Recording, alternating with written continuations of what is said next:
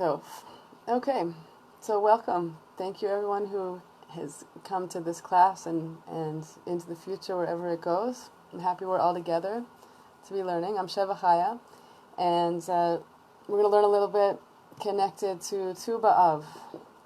And Tu B'Av is coming up, the full moon of Av, in this very, very packed, very a month of extremities. So just a little bit of background and with a little bit of midrash, and then we'll get into a few sources for this class. So Tu B'Av, the full moon of the month of Av, is a major switch. We, after the 3 weeks starting in Tammuz, we come into the 9 days. The first 9 days of the month of Av are days of mourning, the heaviest days of the whole year, really. And on those days, we practice the customs of mourning, and leading up, building up to Tisha B'Av, which is the darkest day in the year, as we know. And this day, the Tisha B'Av, this day commemorating the heaviest things that happened, the destruction of the first and second temples, Spanish Inquisition, significant days during the Holocaust. The list goes on and on and on of the tragic and difficult, painful experiences that happened on that day. To say the least, if words could really describe such a thing. And then suddenly, a couple days later, which is where we are now in time, we get to this day Tu B'Av, which is referred to in the teachings as, it says that there's no greater days than Yom Kippur and Tu B'Av. It's like the highest day. And so it's a very extreme shift that we experience, and we're in the midst of it now.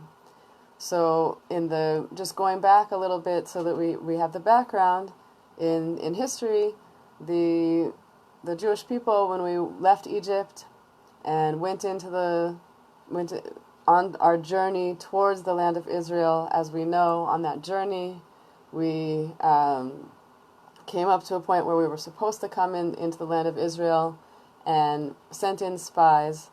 And this day was also connected to Tisha B'Av, where the report of 10 of the 12 spies was looking at the situation with not a positive eye, and therefore there was crying for thousands of years. The falling into an ongoing wandering in the desert for 40 years, where that whole generation of the desert had to pass on, and until we would come around to being able to come into the land of Israel. So Tu B'Av comes into the essence of this story, and really so much around our entire experience is around coming into Israel. The whole story was of leaving Egypt. That's where we were going. We're going to Israel, and this moment happened where we couldn't go straight in. And every year on Tisha B'Av, 15,000 people would die. And this was going on for 40 years. So the generation in the desert, it became somewhat of a tradition every single year that as Tisha B'Av was coming up, everyone would dig a grave for themselves and lay in the grave. And whoever would get up afterwards was left, and 15,000 would pass on. Year after year after year, this was happening. And the 40th year, the same thing happened. They prepared for this terrible day of losing 15,000 people, and it was getting down to the last 15,000 people. And they did the same thing. They were prepared for this day. They dug their graves for the 9th of Av, and they went to sleep in their graves, expecting that to be it, and woke up in the morning. I thought, well, maybe we miscalculated. Maybe we're off by a day or two. So they expected, this same trend to happen, and went to sleep the next night again in the graves, expecting this to happen, and again they woke up in the morning. And this happened from the 9th until the 15th. So looking up at the sky, they saw by the 15th, which is Tu B'Av, coming up very, very shortly. A full moon is obviously past Tisha B'Av, right? It's definitely not the 9th day of the month. So they woke up realizing we're going to make it. It's over. The terrible decree, it's finished. And one of the things that is really pointed out here is that on one hand, it was incredibly, it was exciting. They were moving forward. It was time to live instead of die. And on the other hand, what happened there in that moment was revealing of how much faith, how much emunah they had that it even could happen. Because really they didn't believe it was going to happen. Night after night after night, they kept laying down in the graves and not believing that they would get up. And then they did. So the experience itself of seeing the full moon was what made them realize that they actually were going to live. So we see, this day is the tradition goes that the women would go out into the fields and they would wear white clothing and exchange clothes between each other. So there's different levels of the story, but they would exchange clothes between each other. So there wouldn't be any distinction. Was on a different level of having nicer clothes. There was all like an equality type of a level there, which we'll get into more further on in the class. And they would dance in circle dances. And these circle dances of Tu B'Av it's very, very joyous, and it's also reminiscent of Yom Kippur, dressing in white and coming together. And the circle dances of Tu B'Av it's known as, it's famous to be this great day of love, right? That people would find their soulmates on this day, and in the Midrash it explains that the women would, as they danced in circles, they would say to the men, "Lift up your eyes and look." So when we look a little bit deeper into this is one of the sources that I wanted to bring, and this is from Yemima Mizrahi's teaching of last week's Parsha teaching of Vayetchanan. So she also spoke about Tu B'Av a lot in this class, and explaining there that the basic story that we get is that the women would say to the men, "Look up, lift your eyes up," and again reflecting this state of needing to step out of a certain mindset, the mindset of the being in the desert and going in circles, and every year dying out more of the generation, and they had to switch their mindset. And the women were the ones who said, "Look up, it's time to look up. See, we're beautiful. It's time to make shidduchim. It's time to bring people together," and they would make shidduchim, and it's known as a great day of a very misugal day, a very it's very possible. There's tons of possibility on this day for people to find each other, for soulmates to find each other. So one of the teachings that Yemima Mizrahi brought this past week takes this idea a little bit deeper, or a lot deeper, actually. I'll just say outside earlier in the lesson, and then we'll go inside for part of it. That really, she said that it's explained that there were three three types of women dancing in these circles. The first one is the one that we're familiar with usually, which is that the women would say, and have hope, find your soulmate. And the next type of and that was based on very much, look up and see that we're beautiful, right? It's based on the beauty of the women. And the next type of calling out that happened there, the next type of woman that was in these circle dances, says it's three women. The second one is reflecting what the women were saying to the men was, we have the potential to bring children into the world. So the first level is, look, I'm beautiful, and the second level is, look what I can bring you. Right? We can bring children to the world, and that is reflecting another stage, obviously, of life. And the third woman doesn't say look up. She's not necessarily so beautiful. As opposed to saying look up and see how beautiful I am, she says do it l'shem shamayim. Right? This coming together that we should have, this soulmates coming together. Don't look for my beauty. Look for the fact that it's something that we do for God's sake. It's on this higher level. It's not connected to the beauty. So what we're going to learn with Yemima Mizrahi now, with what she shared, takes this a bit deeper. So I want to go inside. I'll read the Hebrew and translate it to English as we go. She calls this section Tu B'Sav, Avad Gil Azahav. So Tu B'Av Mechona Gam Yom Tavar Magal, Yom Shemagal Nishbar Bo. So Tu B'Av is also known as the day that the sickle broke. Right, the days they would use a tool to cut wood, right, like a machete type of a thing, a sickle.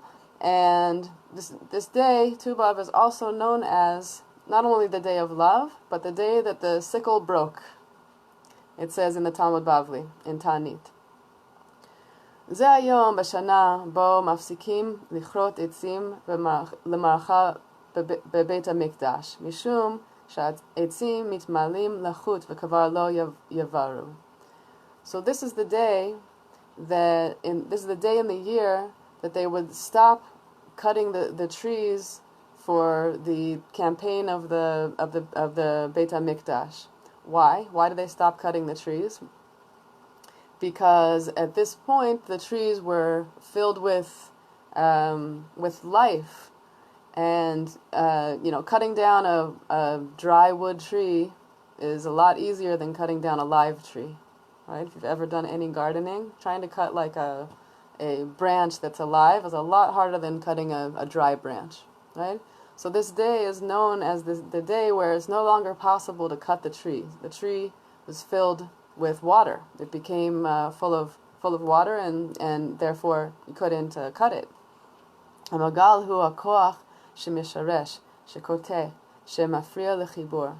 So what does a machete, a sickle, do? This is a tool that basically it uproots, it cuts off, and it breaks connection, right? It cuts. Ze koach shematchil b'tu b'shvat. The energy of this starts in Tu B'Shvat. Achoref, hageshem, hachoshech, ze b'diuk chatzi shana mitu b'shvat ad Tu B'Av. So if we think back now to Tu B'Shvat, right now we're in Tu B'Av, coming up. Tu B'Shvat is exactly 6 months before Tu B'Av. And Tu B'Shvat, when we think back, it's like the deepest, darkest moment of the winter. It's the longest nights, it's winter, there's rain, it's dark, and it's exactly on the other side of the year of Tu B'Av, which we're coming up on. Chatzi shana she'migoderet behaftarah shelanu yavesh chatzir navel tzitz achen chatzir ha'am. So this transition between being full of life and not. So this is when we usually think about Tu B'Shvat.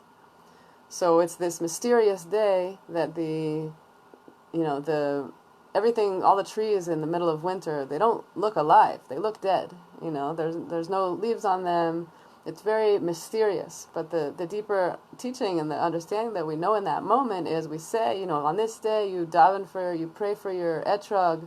On this day the sap starts to rise, right? The life of the tree, the hidden life of the tree inside of that looking not alive is actually it's sparked. It starts right then, even though it's hidden. And then we come around to Tu B'Av, and at this point, there's no longer an ability to cut the trees. But it says here, Kufa shel Tu B'Av hamagal nishbar. In this period of time, this tool breaks. The sickle breaks. Ad ko ayu asakim b'maracha shel hachaim ba'avoda. Mikan ve'elech omrot hagmara yelchu losif b'limud haTorah. So this whole half of a year that we've been in has been filled with the workings of life, right? This is the time of year where there's basically, we get into our routines of working and life and everything that we're used to doing, which has a lot to do with survival and producing and making life work. And as it was referred to before, is doing everything that's necessary to build the Beit HaMikdash, all of this type of activity. And then in this moment where the tool breaks, right, in the middle of work and the tool breaks, you can't work anymore, right? So what do you do when you can't work anymore? It's time to learn, right? So this is says the Gemara, in this moment when the sickle breaks, when this tool breaks, it's time to go deeper into learning.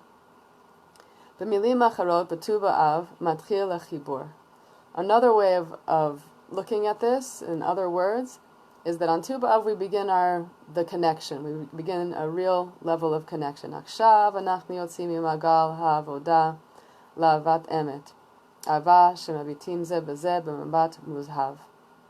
So it's a different type of life, and from this moment on into the next phase of the year, we shift from trying to conquer and build and cut the trees and create something with it. And she's playing on the words. She plays on words. It's in Hebrew, so it's hard for it to come through in English. But the word magal is a sickle with mem gimel lamed, right? It's this tool for cutting the trees. And if you add an ayin in there, magal, right? If you add an ayin in, so that it sounds the same almost, it makes it a cycle. It goes from sickle to cycle, right? So the cycle of life is suddenly shifting from this, what we call in Israel, it's like you're in the shigra, like you do your work, you get up, you work, you take care of everything, and you have a schedule. And then at this moment, boom, suddenly it stops. The sickle breaks and also the cycle shifts. And she says, really this cycle, moving away from work, is bringing us into a new phase of the cycle where we can love truth, where we can seek truth, where we can learn. And this is a type of love where, people who are really in love, they stare into each other's eyes. They're looking at each other, and with this, she calls it a golden look. We're no longer trying to build our lives. We're just living. We're just together. And we realize in this moment we're meant to find each other. We're meant to find our soulmates and be together. This is what Tu B'Av is calling out for us to do, to return to becoming couples, return to coming together. Amaltem, katzartem, v'achshav, zelo shenigmaru lechem achayim, lefech. Okay, so in the golden years of life, after you work so hard and you build a family and you build a house and you build a life, all of that work, so it's not that, okay, I worked so hard and now I'm so tired and it's over. No, the opposite is true. Now it's time to really live. Now it's time to really live that life that you built and worked for. אנו שוב נדרשת לבן איש חי, שקבע ששלוש הנשים שמחוללות בכרמים ומדברות עם האיש הן אותו אישה. So now we're getting into the story that I brought up in the beginning, we're going to look in the source of the Ben Ish Chai, which where it says that these three women that were dancing in the circle dances in the vineyards, who were speaking with the man, that they're actually all one woman. Okay, so we said before it's three women, these different types. And now the Ben Ish Chai bring us into a deeper understanding, is saying this is actually all one woman. Elama, היא מכינה את האיש לשלבים השונים בחיי חייו. So what is the story here? Basically, this one woman that we're getting the different levels that come through on it are basically preparing the man for the different phases of life. בהתחלה, כשצעירים, היתרון המושך ביותר הוא היופי ונשיאת החן החיצונית. So, in the beginning of life, these three women are like the stages of life. Okay, in the beginning of life, when young, so there's a really strong pull and power of the beauty.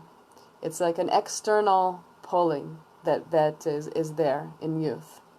אך בהמשך יהפכו המשפחה והייחוס לגורם היותר משמעותי. The next stage, which was referred to this woman who told him, we could have children, we could build a family. So this is another stage of life where life, as opposed to being a beautiful woman and connecting with and inspiring the man in that way, they move into the phase of family. And the phase of family, it's a different type of connection, of relationship, more meaningful, she says. בני הזוג יצאו מעט מן האנוכיות, ילדו ילדים, ואז תבוא לידי ביטוי התורשה, הילד הזה הוא בדיוק כמוך, הילדה הזאת כמו אמא שלך. She says, in this phase of life where the second phase of the woman, that the couple moves out of their kind of ego, self-centered kind of looking, just being themselves, and they make a family, and they have children, and then it brings up all kinds of things. It brings up all kinds of different levels of relating and understanding ourselves. So I was just saying this to a friend yesterday, how really it's amazing, I have 5 kids, and every single one of my kids brings out another aspect of me. And each one of them is uniquely, they're not the same.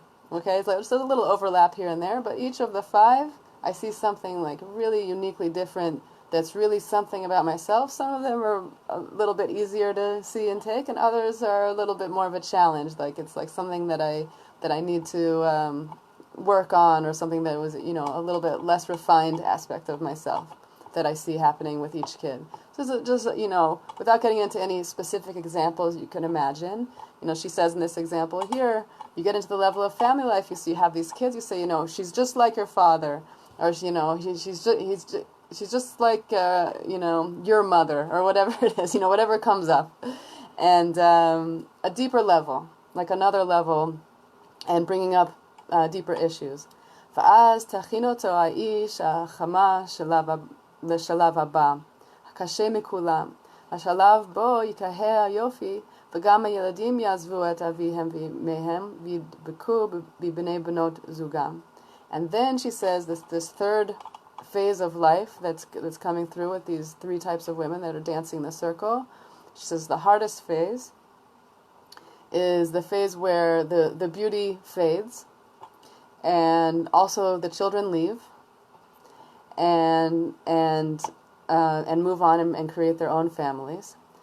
מה יקרה אז? So then what happens? תבחן אמיתותה של הזוגיות. This is the real challenge. This is the real test of the relationship.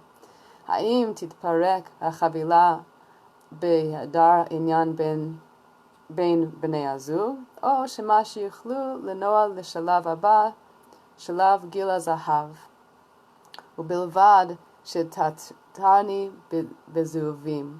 So, the question is, what's going to happen in that moment? There's no longer the beauty to rely on. There's no longer the children to be, so busy with, and so there's so much to do there that's what's happening. You're just left, just the couple is left. So is it all going to fall apart?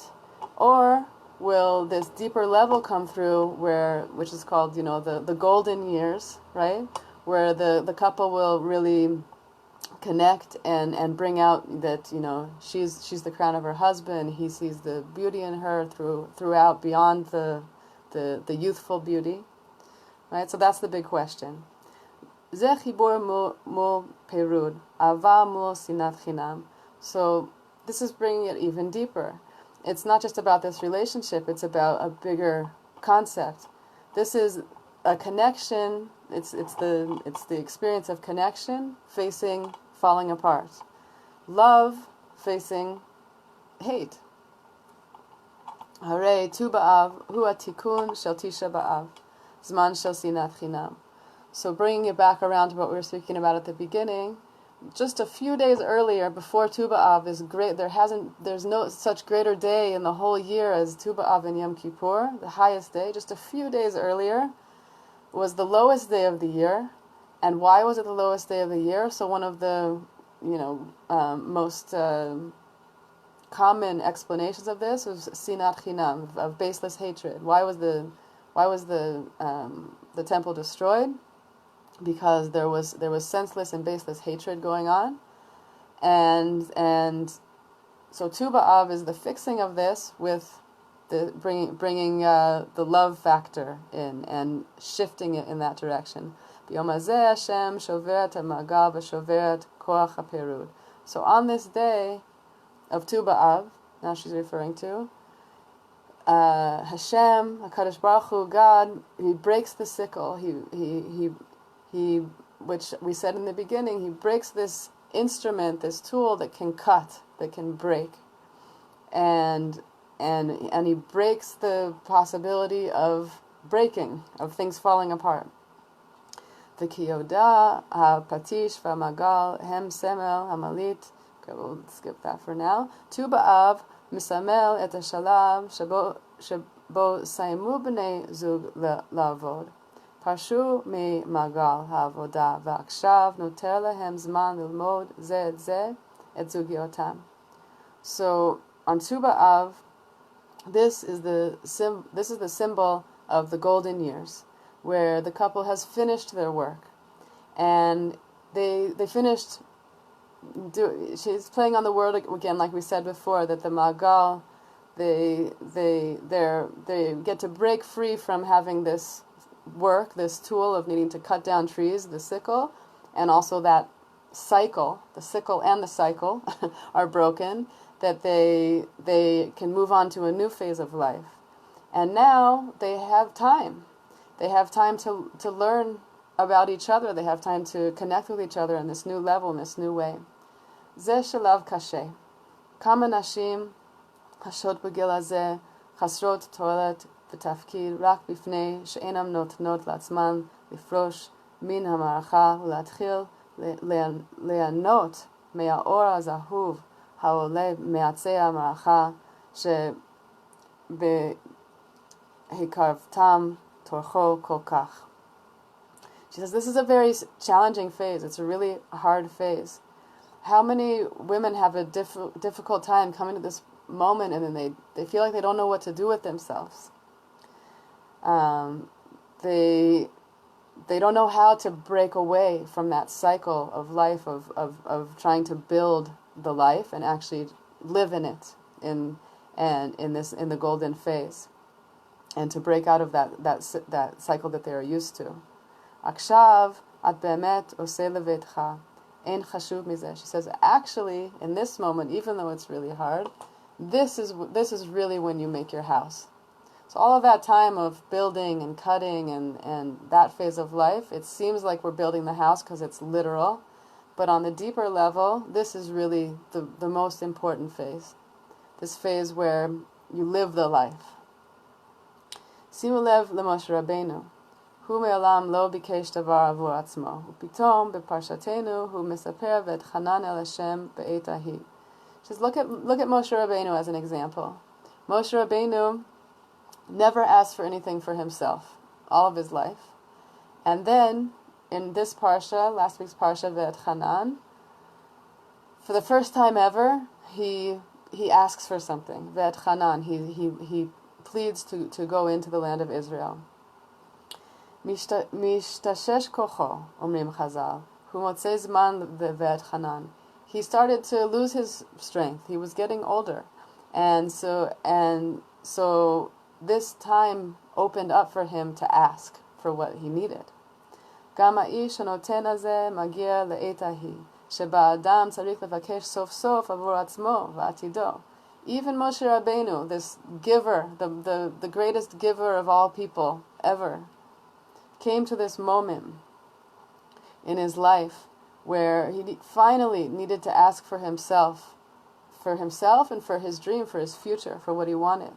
Rak etahi matchil hitchanen al knisato le'Eretz Yisrael. Only then, he didn't ask his whole life to go into Eretz Yisrael.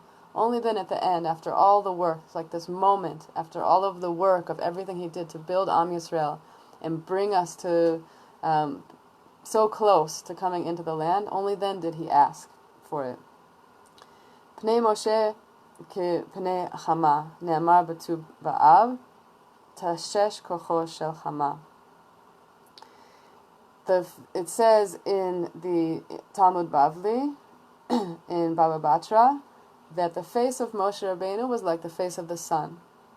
And it says about Tu B'Av, this day that we're coming up to, tashesh kocho shel Chama, that the strength of the sun weakened.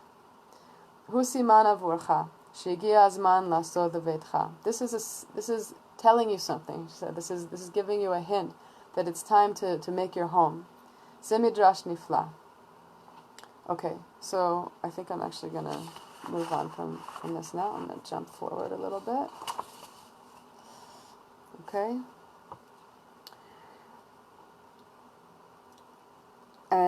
Okay.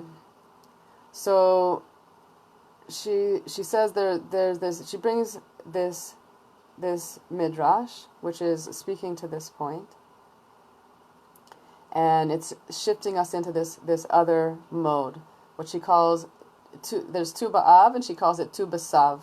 Tu B'Sav is like the phase of the golden years of life. So this midrash speaks about this time of love in life, which is it's already gotten to the later phases of life of say a ripened relationship.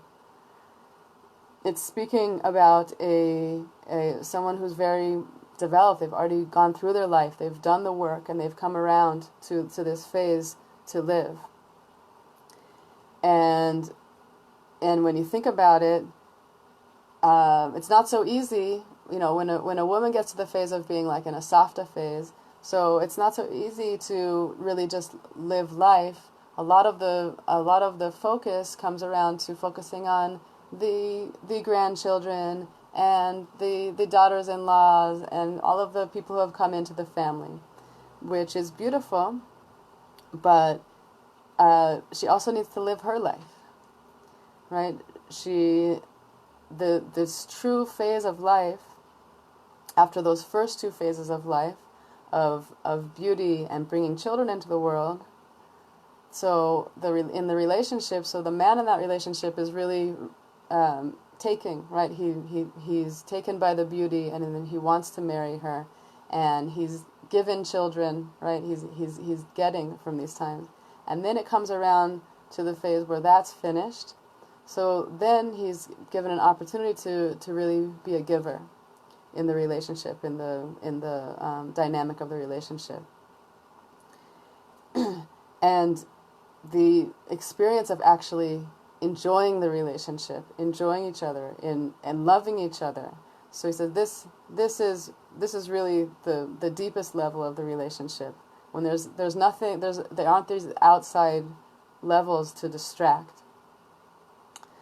And this is what she says. This is the deeper understanding of these phases of life, which we see with the women dance, the circle dance women, as understood by the Ben Ish Chai, that they're actually all one person. Okay, so we'll leave that for now. I think that idea came through, to be sure. And let's move on to another source that I wanted to share. This is from an incredible book written by Susie Schneider, Sarah Yehudi Schneider. Hard to see there. It's Kabbalistic writings on the nature of masculine and feminine. So there's a lot to say coming from this book. It's like an incredibly deep, really, really important and deep concepts for our times and in general. And we're just going to look at the chapter connected to the circle dance since it's Tu B'Av. But maybe we'll look at this book some more in further classes, because really these concepts are super deep and really important and for our times. So there's a source coming from Rav Kalonimus Kalman Halevi Epstein, who's known as the Me'or V'Shemesh. Okay? And she calls this the expansion of consciousness and dissolution of hierarchy, Miriam's circle dance. Okay? So there's a few different levels here, and we'll see how much time we have to get into it. But we'll get at least the basic, bigger ideas, which are very, very deep and very important for our times. So, as we know, when we left Egypt, going back to the story just to have it really clear in our minds, when we left Egypt, the women were prepared in a certain way to really get out of Egypt, to leave. How do we know that? There's a hint in how they were prepared.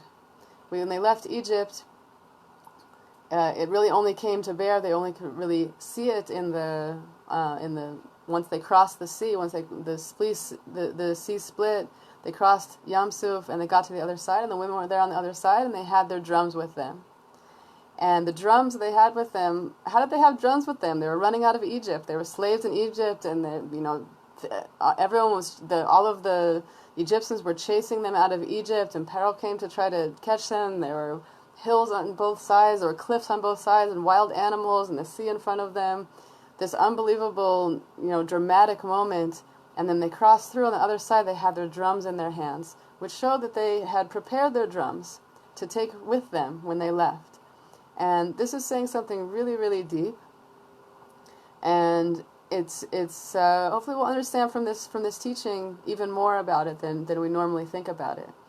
So she says here in the summary that this circle dance on the other side of the sea, Moshe and everyone sang a song, Az Yashir Moshe B'nai Israel, which everyone was a part of. And then it says Miriam and the women took their drums and danced circle dances. And this is why I thought of it as being connected to Tu B'Av, since it's the day of circle dances of the women. And she says that the circle dance by the Me'or V'Shemesh, which is connected to Parshat B'Shalach, presents a glorious vision of the things that will change when woman recovers her full stature and feminine consciousness, now matured, exerts greater influence on the world and its values. So we're going to go really into the deeper level of this. The story itself it has everything in it, but the depths of understanding in it is pretty awesome. So let's step into it.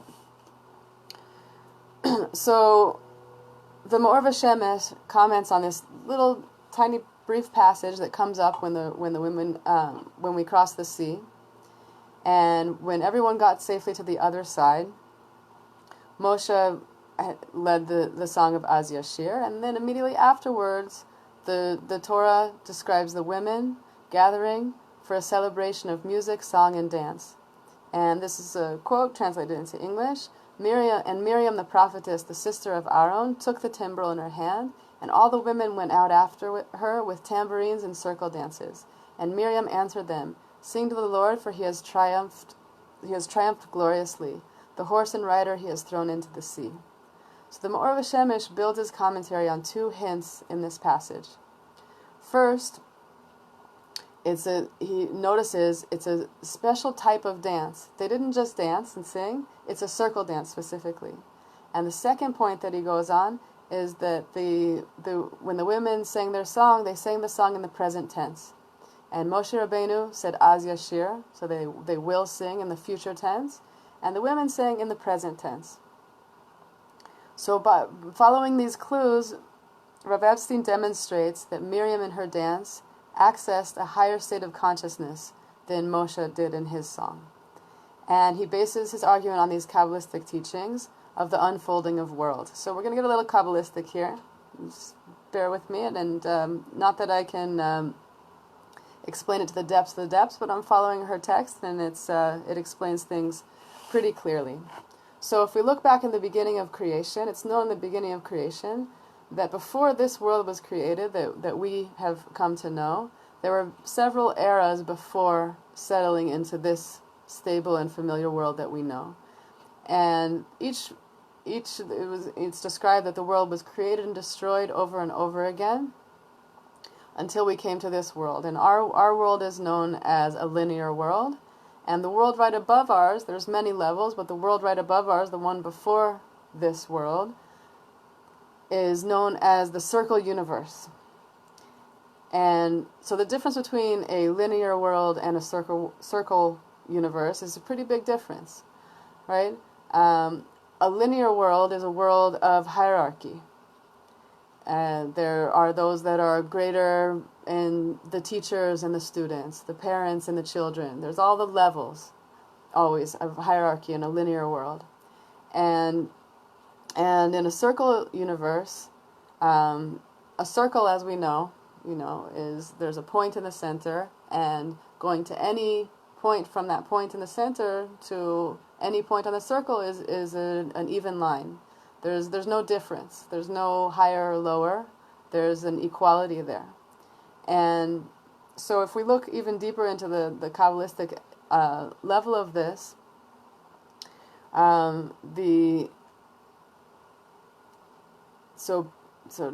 basically, the Kabbalah explains, if you think about we're used to talking about the sfirot, right? Everybody knows what the sfirot are. We have, it's set up in a way that it's from above to below. You have Keter up above, right? And and then you have Chachma, Bina, and Dat. And then you have the six attributes of Zer Anpin and Malchut at the bottom. And everything is it's very linear. There's above, there's below, the way that it's drawn, even if you see drawings of the Sfirot, there's lines, there's straight lines, right? And everything's connected with these lines, reflecting our world, which is a linear world. But before we came to this stage, the Sfirot that we're so used to seeing in this formation, they were actually 10 concentric circles. So that's kind of mind-blowing. Just stop and think about that right now, right? I know we have quite a few artists on here. I see artists that I really respect who work with circles and different formations of things. So it's a very big difference to draw straight lines, like to set up a structure with straight lines, as opposed to circles opening. Totally different vibe. So the world before this world, those very same sfirot that we've come to know as a very linear, hierarchical setup were concentric circles. So this is already kind of like a mind-blowing idea, but that's the reality. And another thing that we need to understand is that basically, not exactly like a yo-yo, but a little bit like a yo-yo, these worlds that we came down through to come to this world that we know as it is now, it's not just that we're coming down to this world, we're also going to go back up. Right? So like the yo-yo comes down, but it's not exactly like a yo-yo because the going back up is different than the coming down. It reflects the same world going back up, but it's after doing the fixing. It's after refining ourselves and after going through what we need to go through in this world. There's a reason why it's a linear world. So what does hierarchy do? Hierarchy basically forces us, inspires us to work on ourselves because we want to rise. We want to rise on the ladder. We want to be better. And it's okay, competition comes up and whatever, that's part of it, but really there's a deeper level of what's happening there is that why do we want to get better? Because we want to become who we really are. We want to become our most, true selves, our true authentic selves. And by seeing someone else who's on a higher level, we say, if I feel like I could be like that, it's inspiring me to try to grow and go to that higher level.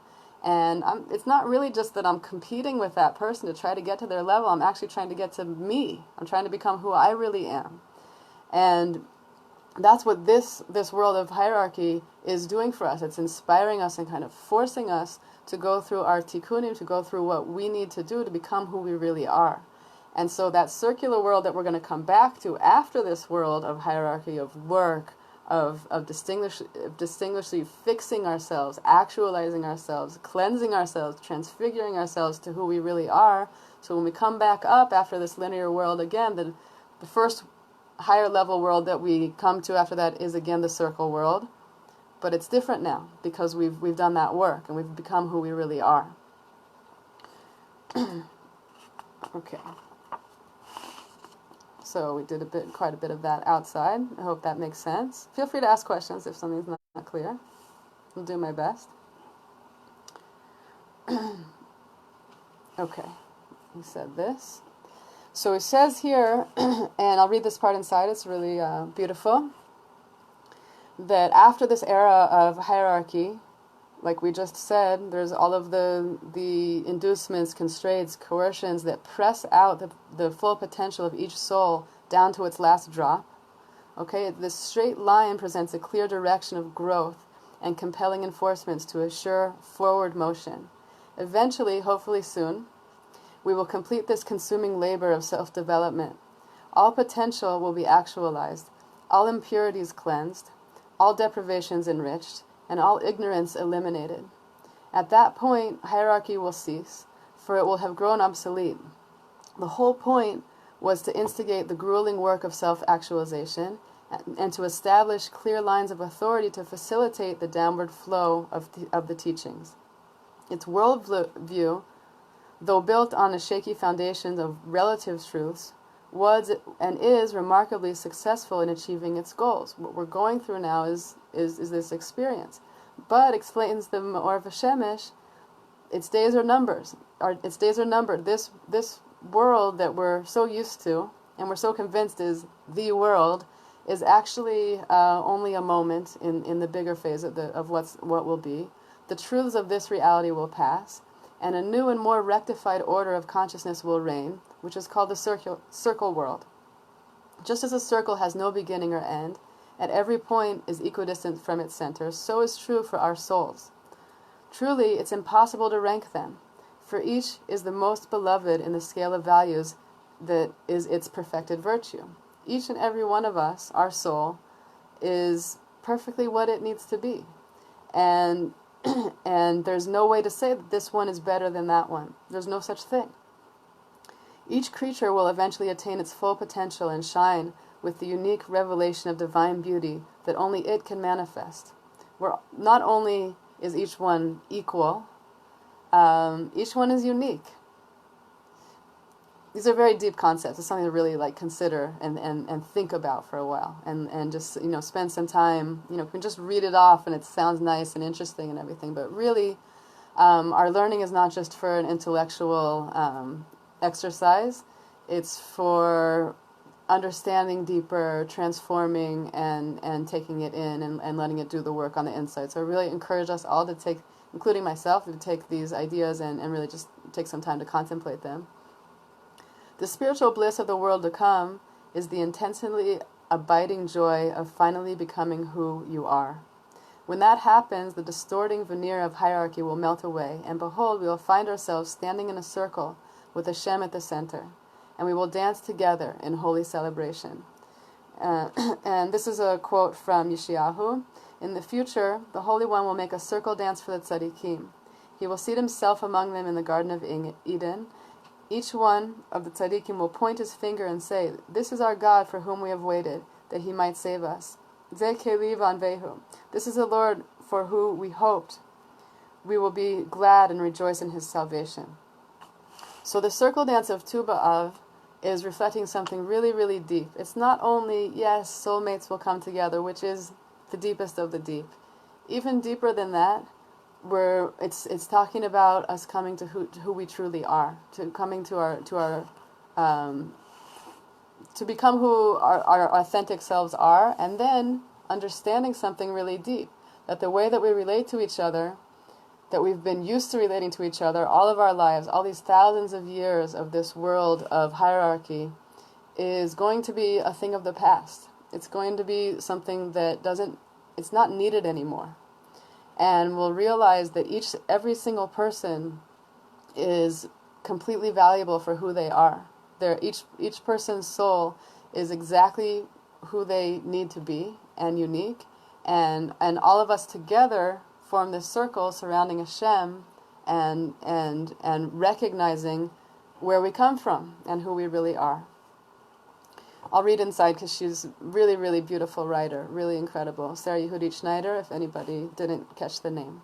In the circle world, it will be gloriously clear that every soul is equally precious and singularly beautiful in a way that cannot be ranked. Similarly, it will not any more be possible to look into one's neighbors for guidance in serving God, for each person has a unique soul specialty, and in that area he or she is the world's foremost expert. There's nowhere to look for instruction except straight from Hashem, who metaphorically sits at the circle's center, equidistant from all its holy points.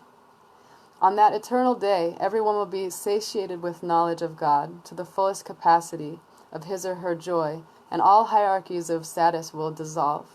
In wonderment, people will discover that on the scale of enlightenment, we have all become equal. The paradigm shift goes deeper still. For Rav Epstein explains that the conventions of gender and Kabbalah echo the physical differences between men and women. Bestowal is a masculine role, receiving is a feminine one. Consequently, in the linear scheme, the teacher is masculine in relation to the student who is influenced by him. In the circular world, these hierarchical rankings between human beings will end, for no one will receive spiritual guidance from neighbors, spouses, or even teachers.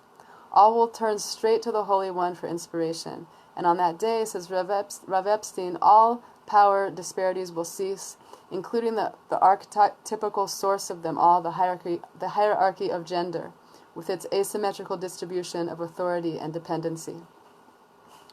All this Miriam knew and intended when she led the women in her circle dance. So now we're coming up on that point where it says she's saying in the present tense.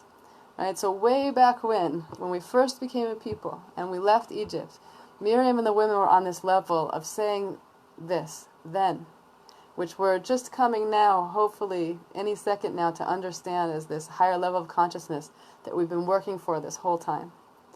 It's a pretty trippy idea. It's a pretty far out idea, but that means that really this understanding has been with us the whole time. It's been with us the whole way. We've had a hint of it from the very beginning, and it's coming to manifest so much more now until it fully will. Miriam drew the future into the present, initiating the Jewish nation into the secret truth, promise, and yearning of the circle world. The day will come, blessed and welcomed by all, when power disparities will cease, and perfect equality reign, where every soul will shine with its glory, and all will become the most dearly beloved to their Creator. Miriam phrased her song in the present tense, for she was actually holding that consciousness within herself as she sang and danced. The lights of the circle world are so vast that they cannot fit into the brain as an isolated organ of consciousness. They require a full body participation, like a dance, right? And even a collection of them in a coordinated activity, in this case, many women, all the women coming together and dancing together, to create a container sufficiently spacious to hold their revelations. Moshe spoke in future tense, for he knew about circle consciousness and that it would eventually reign, but he could not in the present access that state himself. So I see we're coming up on time. I had all kinds of dreams of how much of this we would read. There's so much good stuff here. So decide what I can pull in to finish it up here.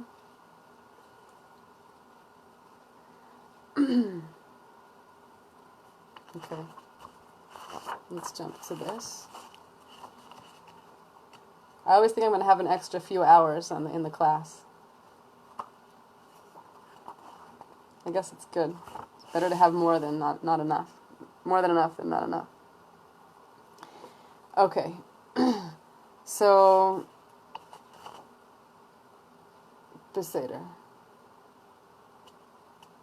So let's do this little part here, and with that I think we'll pull it together. So, and I mentioned this before in my own words, but I think it's worth it to read with Sarah Yehudit's words because she's so very clear in her way of expressing with words in her writing. It's incredible. She says, and towards the end, these are kind of like the takeaways from this teaching, jumping through, having, could learn it much more in depth. She says, why is the circle era considered an unrectified world on the way down, and so it shattered, while on the way up it is more so than our present universe, which is actually titled the rectified world? As explained, circle consciousness includes the appreciation of each soul as an absolutely perfect, unique, and intrinsically worthy entity. This awareness has a different effect on souls as they are coming down versus going up. On the way down, souls are just bundles of potential, waiting to be actualized. If consciousness were to rule, a soul, even in its unactualized state, would be appreciated as already perfect, as just fine the way it is. There's not so much incentive to engage in the grueling labor of self-development when the message from every direction is, you're so beautiful, you're already perfect exactly the way you are. Consequently, the danger in a world where circle values rule is that the growth and actualization will not happen, for there's nothing to be gained by the effort. One is already basking in unconditional positive regard. Consequently, on the way down, the circle world was unrectified, for the urgent mission of soul actualization could not happen to its full extent within an exclusively circular frame. So it shattered, to be replaced by the rectified linear world of hierarchies and coercive growth incentives. With all its failings, its half-truths, and narrow-minded judgments, the work gets done. Potential does get actualized, and the results speak for themselves. Gradually, through the entire 6 millennium history of the rectified world, circle consciousness, via the parts of woman, has been slowly infiltrating the larger cultural milieu. The 7-stage sequence outlined by the Ari describes this progression. So that's going to have to be for another time. It's also one of my favorite teachings, but we'll save that for another time. At first, circle values were hardly visible, and only recently have they built a momentum and accumulated a substantial presence.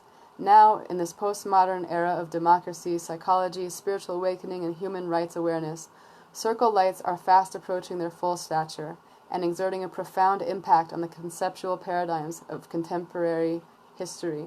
Once our potential has been actualized and humanity has become the best it can possibly be, the most rectified perspective and the truest attitude that has been informed by circle values. Every soul really is the best and most beloved. Each fulfills an absolutely unique and critical function and shines with incomparable beauty. It's impossible to rank them. Silly even, for there are as many standards of excellence as there are souls. Each sits at the top of the scale that measures its specialty. The purpose of the world to come is different from this world. Here now is the work phase of history. There will be the reaping of reward, the ecstasy of an ever-deepening relationship with Hashem. The expanded vision of the circle world is exactly what will facilitate the full realization of our individual and collective beauty, enabling us to enter a deeper level of intimacy with Hashem and not shatter from the force of His infinite light.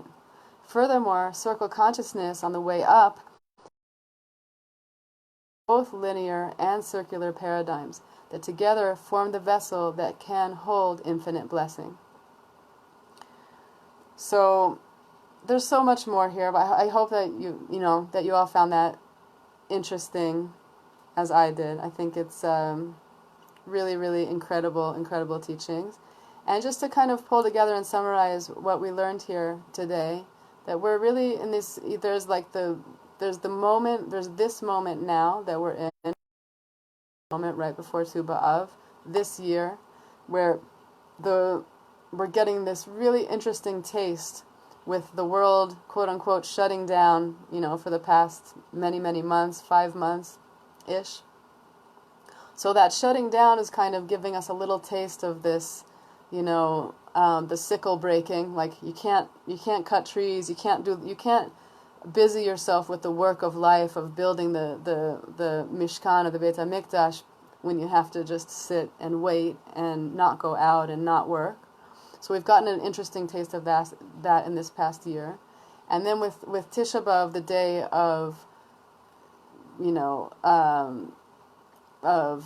because of Sinat Chinam, because of all of the brokenness of the world, the lowest level experience, which I think we all feel on a very deep level in these times also, because we've been able to contemplate more life in the past few months and start to recognize what our issues are, what the issues are with the world. And by doing so, we can feel the pain more of what's wrong, of what hasn't been fixed in the world. And then, boom, quick, suddenly, the shift happens, and it happens just like that. It happens in the blink of an eye. Salvation comes in the blink of an eye. That suddenly we shift from seeing all of the brokenness and all of the work that needs to happen, and entering the circle consciousness of Tu B'Av, where not only do soulmates find different phases of life, those 3 dancing women, as the Ben Ish Chai explained, are actually one woman. All of the different phases of life are valued for what they are, so that we're able to come into this higher level of actually living life and not just trying to always get somewhere. And then taking this deeper teaching of the Me'or V'Shemesh as given over by Sarah Yehudi Schneider, that really this is telling us something so much deeper.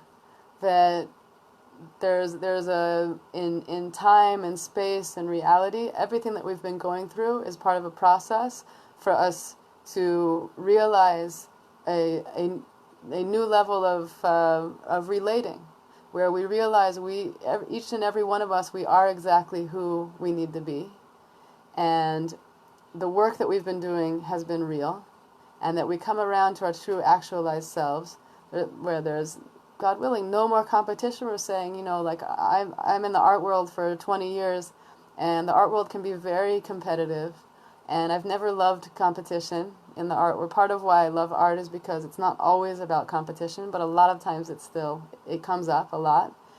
And, this one's so good at that technique, and people see each other and say, wow, I wish I could do that. I could do that better, or whatever it is, whatever comes up.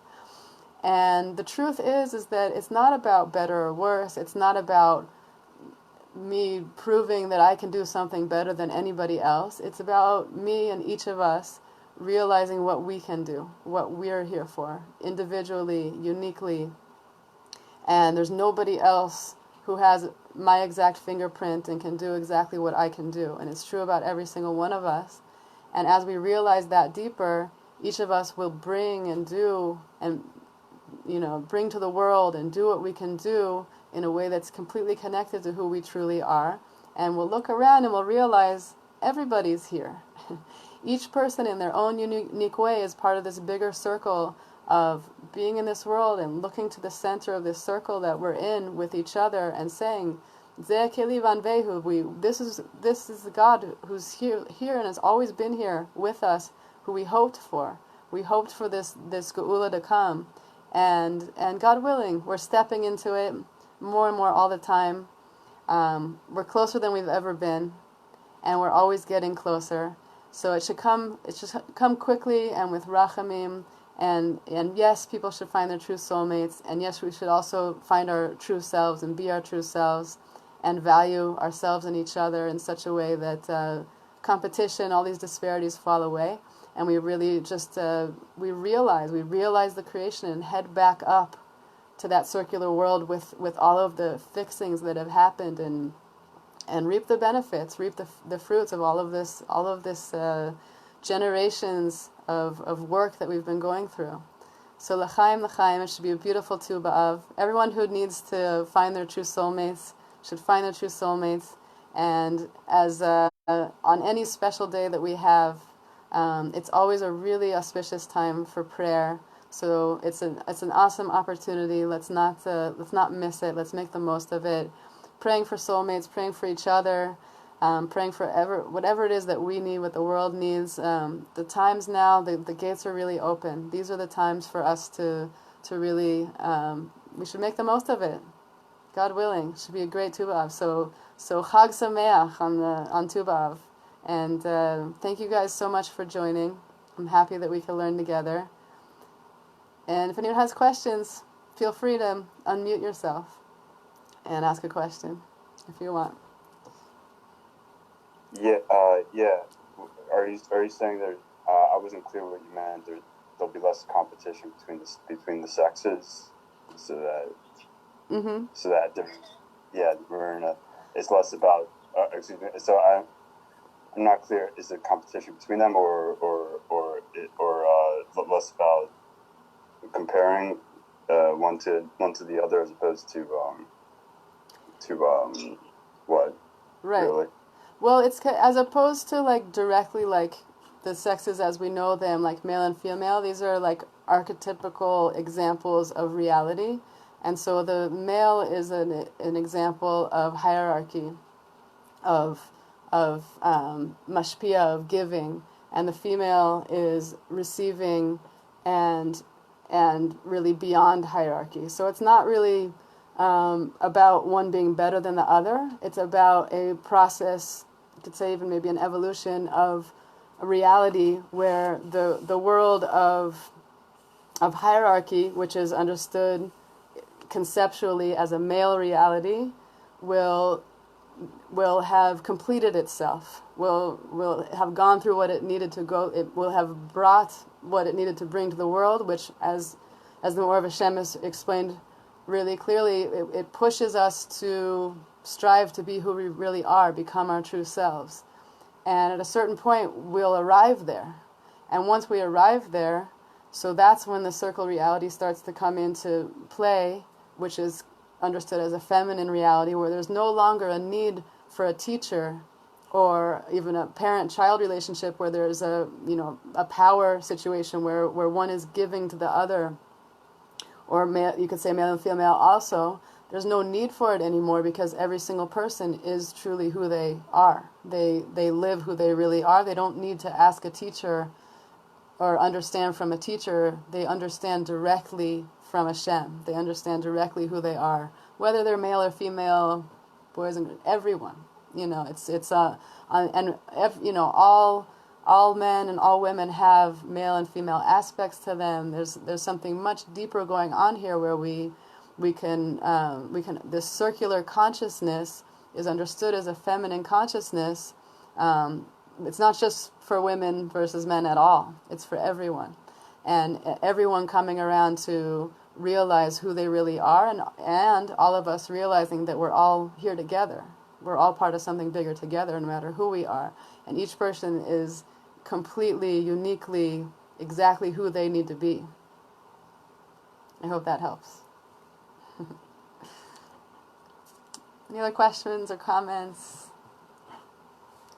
Yes, Sheva, you were saying that the circle consciousness is already present a little bit, right? You can see it and there are, teachers who say, yeah, you don't need a teacher, that kind of thing. But then you were saying there's a danger in that. I think you were starting to say something about that.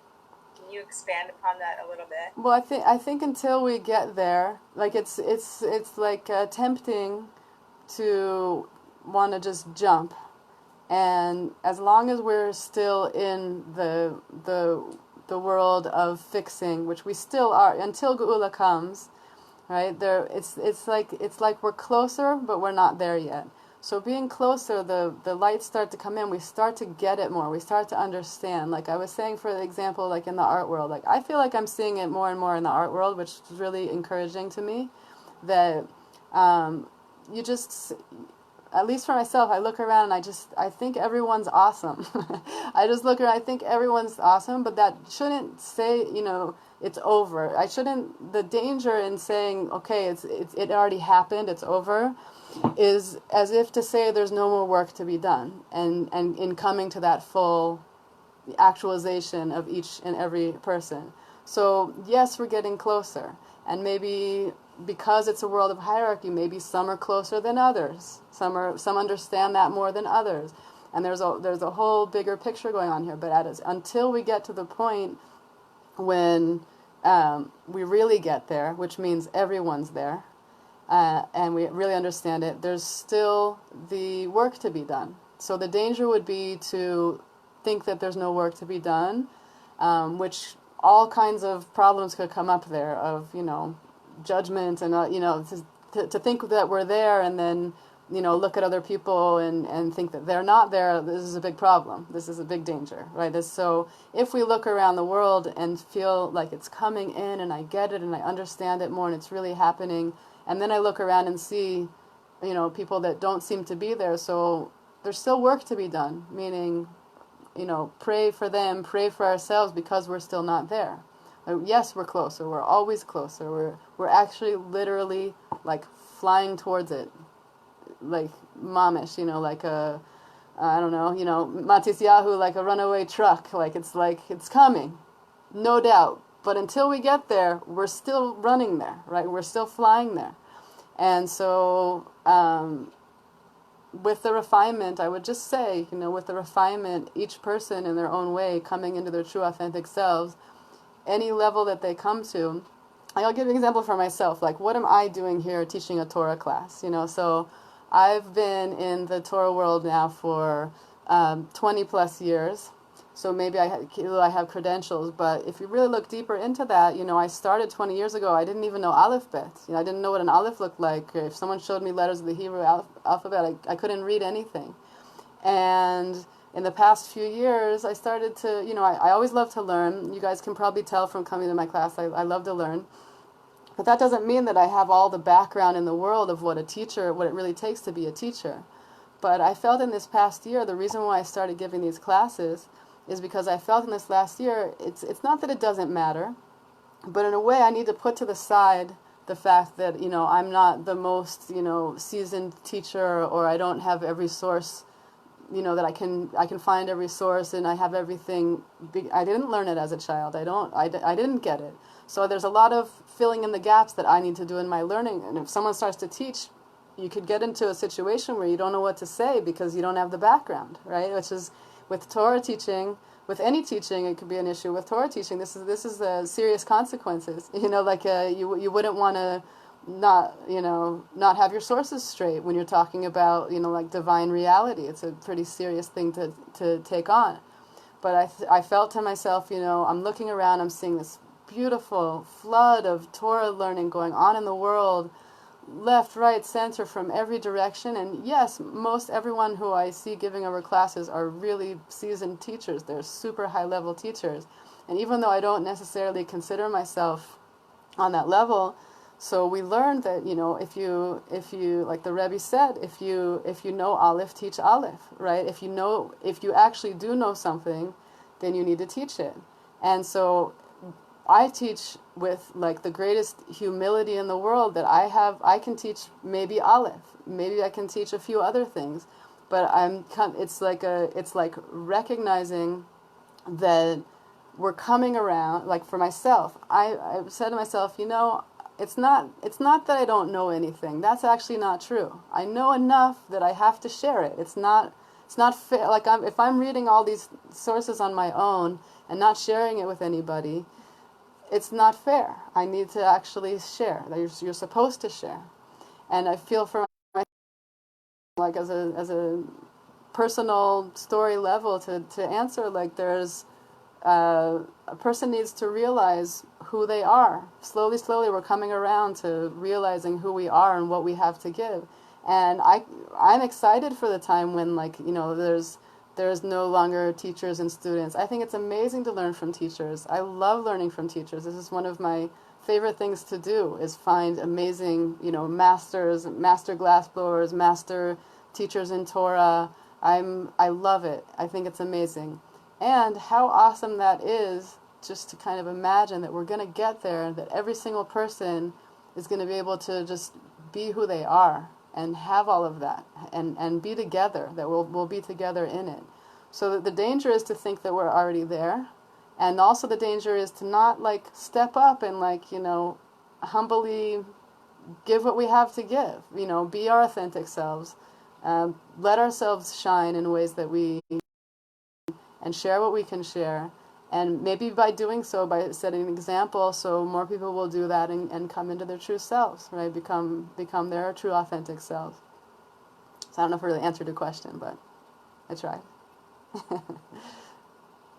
Yeah, part of it was also, is there a danger in telling our kids, that your soul is perfect, or you are, I don't think it's dangerous as long as I think that we need to know both. It's like we said in the beginning, Miriam sang that song when we crossed the sea, the song of Miriam and the women, which was all the women, like in the Pasuk it says, Miriam v'kol anashim. It's actually everyone. It's like every woman had that experience from the beginning of who we are, of knowing this, that we are perfect, and we're in the world of rectification still. So if we're teaching our children, we need to teach them both. They need to understand that they have this perfect aspect within them, and they need to get there by working, by learning, by growing. And someday, I think our children can understand the deepest things, that they can understand, someday we're going to get there where you don't have to work anymore, because you will have done the work and will have arrived at who you really are. But it's in the message that the work needs to be done.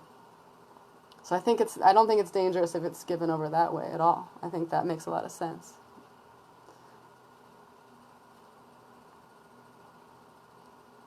I think that especially in the art, in the painting and the music world, it's so much is taken by an artist, and we share inspiration. But at the end of the day, if we don't make it our own, you're stealing.